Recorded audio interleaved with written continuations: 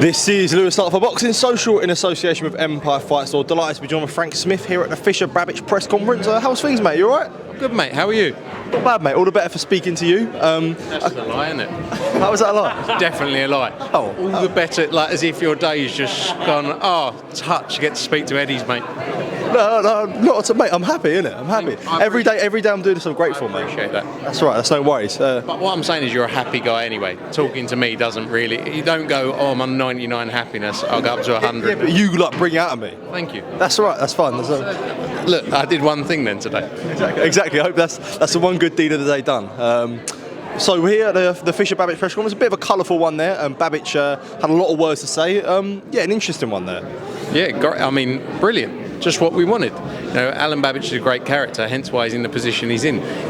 Johnny Fisher knows he's got a real fight ahead of him though as well. It's a proper fight on Saturday night, and that's what it's all about. And it's just showing Johnny's progression over the years. You know, a lot of people probably in the past would have doubted him and where he could get to, but I think not only now is he, obviously a social media star, a huge ticket seller, but he's delivering in the ring, which is the key thing. You saying that there, and I spoke to Johnny, I spoke to Eddie about it as well, and it's like whenever, let's say, when he's boxing at Ali Pali or the early pro fights, when you think of Johnny Fisher, the first thing that will come to mind will be like, he can sell tickets. But now do you think it's more like when Fisher fights? And we're not only talking about the tickets, we're talking about how good he can fight as well. Yeah, 100%, and that's, sometimes it's detrimental in a way to his boxing career because people just look at him as a ticket seller in the early days, but he's delivered. He's gone and done the work, and he's improving every day in the gym, and that's credit to him. Oh, you're good. Big Babic. Yeah. Almost. Well dressed, to be fair. Yeah. Came dressed for the situation. Definitely. I want to come back dressed like Alen Babic. Oh no, I couldn't complain. Yeah. And on more on the undercard, I guess. Obviously, Jimmy saying to 2 fights in 2 weeks. And Vizioli out there, Maisie Rose, important exposure for themselves, like it is on Saturday night, where there'll be a big crowd. 100%. Exactly what they need. It's a huge crowd. It's a huge night.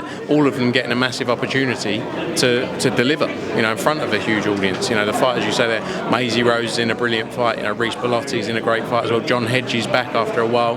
That's going to be great. And then the young prospects coming through as well. So exactly the kind of night we wanted to deliver, and excited for it. I did want to ask about the weekend just gone, because obviously Jimmy Sains and George Lillard both boxed on the top tier card. Is that something that we could see in the future, almost like Johnny Clark calls himself like the Academy of Boxing, and something that you look to invest more into where they get that main event exposure, I guess? I think we're looking, especially with our prospects in local markets where there's promoters we can work with to keep them active and build them locally. That's key. I think Jimmy and George did great tickets last week, and it was great. It's great for their progression as well to keep active. So we're going to keep aiming to do that and work with more promoters around the UK, especially to see what we can deliver.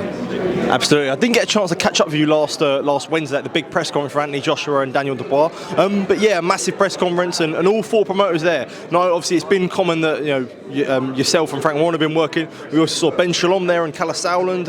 So yeah, good to see, I guess.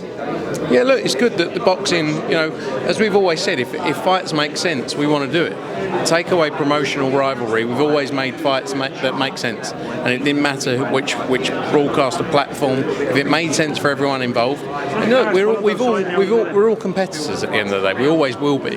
We've all got our own broadcast partners we need to deliver for. But if it makes sense for the sport, then I'm sure it's beneficial. When you mentioned there about you're all competitors, is it sometimes initially is it hard to sort of strip that ego and work together from what it was like previously? It's not really about ego. We want to deliver the biggest possible events. Of course we do, and we want to deliver them on our shows. We want to do that week in, week out, and we are doing. We're the only global boxing promoter there is out there delivering 40 odd shows a year. We're just coming off the back of 9,000 in Phoenix last week for Jesse Rodriguez. This week we're at the Copperbox, going to have a packed out, sold out arena. Next week we go to Philadelphia, got 14,000 people with Jaron Ennis. We're pushing ourselves day in, day out. But at the same time, if fights can be made that are beneficial for the sport and grow the sport of boxing, happy days. When it comes to AJ fighting at Wembley, that's a massive spectacle in itself. It's made all the better that it's a domestic opponent in Daniel Dubois as well for a world title. 100%. Look, we've seen many great nights at Wembley and stadiums around the UK with Anthony Joshua. He really changed boxing for me. What he's done for the sport of boxing is amazing, and I think he doesn't always get the credit for it. But yeah, fighting an opponent like Daniel Dubois at Wembley, special night, going to be some atmosphere in there. And also a Riyadh season event, so you only have to look at the production levels of what they've delivered in Riyadh to, imagine what they're going to deliver at Wembley Stadium. It's going to be something very special. Liam Gallagher performing as well, and one of the best undercards we've ever seen in the UK. When it comes to the AJ Dubois fight, a lot was made of their almost like coming together, I guess, or their altercation, you could say, at the end of the face-off. I suppose good needle that sells a big fight.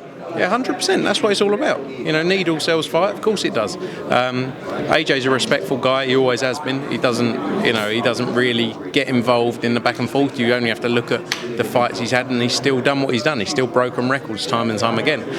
But I think at the same time, when he respects someone, he expects respect back. So it's one of those things. But always interesting to see. And we've seen him in probably the best form he's been in his life, and delivering those huge knockouts, and Daniel Dubois winding him up is only going to add to that.